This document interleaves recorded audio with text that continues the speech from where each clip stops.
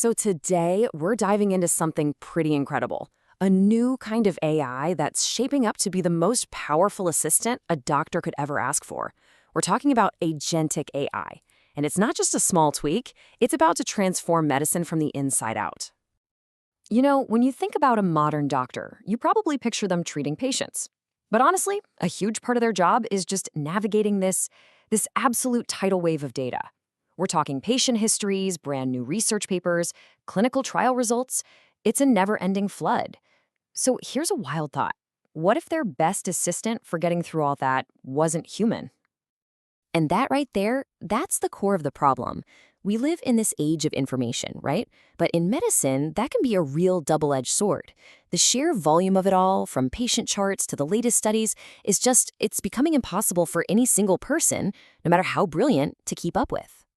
Okay, so this chart lays it out perfectly. On one side, you've got the big headaches. Data overload, diagnosis taking too long, this crazy explosion of new scientific papers, you name it. But then look at the other side. You see how Agentic AI lines up with a direct solution for each one.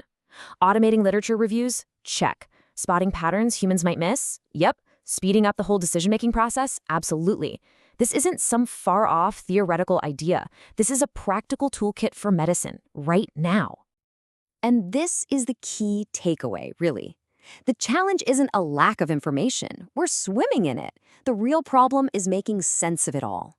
It's a synthesis problem. The bottleneck isn't the data itself, it's our human ability to connect all those millions of dots. And that's the perfect job for our new AI assistant. So let's officially meet this AI assistant. We're talking about Agentic AI. And I want to be clear, this isn't just another app or piece of software. This represents a fundamental shift in how doctors and scientists are going to interact with technology. So what is Agentic AI, really? Well, think of it like this. It's an autonomous system that doesn't just wait for you to ask a question.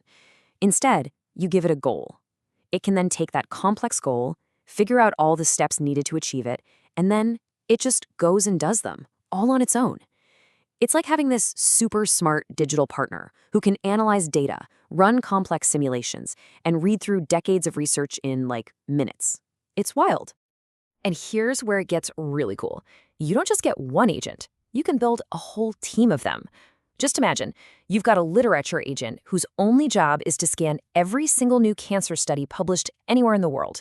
Next to it is a data analysis agent, crunching the numbers from your latest lab results. And then a hypothesis agent looks at what the other two found and suggests brand new experiments. Each one is a specialist, and they're all working together to help the human expert do their job better and faster. Okay, so all that theory sounds great, but what does this actually look like in the real world? Let's get practical and walk through two case files that show just how powerful these agents can be. First up, the radiology agent. A doctor hands it a chest X-ray. Step 1, the agent analyzes the image, pixel by pixel. Then, it uses these incredibly advanced models to flag any potential anomalies. After that, it summarizes the key patterns it found and generates a perfect, structured report, the kind a radiologist would expect. But, and this is the most important part, look at that last step. It always asks for the doctor's final approval. The agent assists, but the human expert makes the final call. That's crucial. Okay, now let's switch gears to the research lab. A scientist needs to get up to speed on, say, a really complex genetic topic. They tell the agent to go. It immediately queries huge databases like PubMed and Archive. It gathers and then ranks thousands of papers by relevance, pulls out the most important insights and techniques, and get this, it even suggests new experiments based on the gaps it found in all that literature. I mean, think about that. That's a process that would take a human researcher weeks, maybe even months to do. So right there, you see the incredible range of these tools. They can zoom way in to the micro level, analyzing individual pixels on an X-ray, and they can zoom all the way out to the macro level, making sense of the entire world's scientific knowledge. It's just a massive accelerator for discovery. Okay, of course, with this kind of power comes huge responsibility, right? You have to be asking, how do we make sure these tools are used safely? The answer is simple, and it's a non-negotiable principle. Human oversight is baked right into the system's design from the very beginning. Let's look at how this safety architecture actually works. So the medical or research data goes into the system. The agent does its thing, it reasons, it pulls in knowledge, but then, before anything happens, before any decision is made, it hits a hard stop. It has to pass through a human in the loop. A real, qualified doctor or researcher has to review the output and give the final go or no go.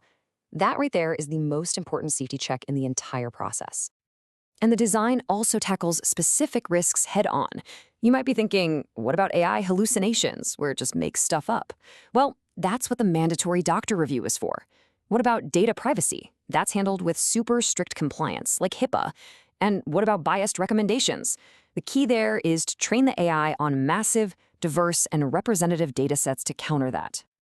So, when you have these critical safeguards in place, where does this all lead? What's the future look like? Well, the future that agentic AI unlocks it's nothing short of revolutionary, both for how we care for patients and for scientific discovery itself. I mean, we're talking about treatment plans that are truly personalized to your unique biology. Imagine AI that can literally design new drug molecules from the ground up, or digital copilots that help researchers manage incredibly complex clinical trials, or even, think about this, an agent that monitors the data from your smartwatch in real time and alerts both you and your doctor the second it spots a potential problem. And all of this leads to a quote that I think just perfectly sums up this whole shift. AI will not replace doctors and scientists, but doctors and scientists who use AI will replace those who don't. It's not about replacement, it's about augmentation. This is a tool, and the people who master this tool are the ones who will define the future of medicine.